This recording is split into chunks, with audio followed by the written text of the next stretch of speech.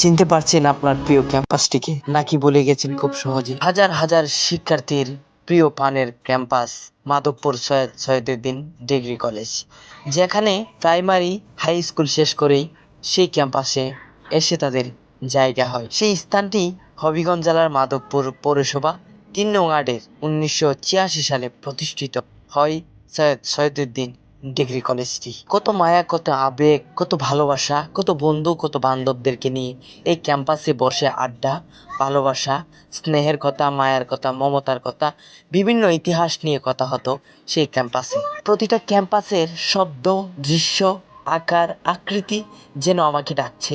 কত সুন্দর এই অনার্স ভবনটি আজও তাকিয়ে রয়েছে। কত পরীক্ষা আসলে কত আনন্দ, কত মুহূর্ত, ক্লাসে ছুটি মুহূর্তটা যেন আনন্দ হয়ে থাকতো। ভাবতাম কলেজটা শেষ হলে যেন অন্য জায়গা দেখতাম, অন্য জায়গায় যাইতাম। কিন্তু এর আগে এবং পূর্বে আমরা প্রাইমারি শেষ করি। প্রাইমারি শেষ করার পর ভাবি যে কখনো হাই স্কুলে যাব। হাই স্কুলে শেষ করলাম। হাই স্কুল শেষ করে যখন সকল কষ্টের অবসান ঘটিয়ে যখন আমাদের প্রিয় ক্যাম্পাস, ওইখানে চলে আসি সৈয়দ সৈয়দুদ্দিন ডিগ্রি কলেজ। তুমি হয়তো সেই প্রিয় ক্যাম্পাসকে পরিবারের চাপে, সংসারের চাপে, বিভিন্ন চাপে ভুলে যাচ্ছ, কিন্তু ক্যাম্পাসের প্রতিটা দৃশ্য তোমাকে বলে না, প্রতিটা দৃশ্য তোমাকে মনে করে দেই সেই কলেজ লাইফের জীবনগুলা কত সুন্দর ছিল।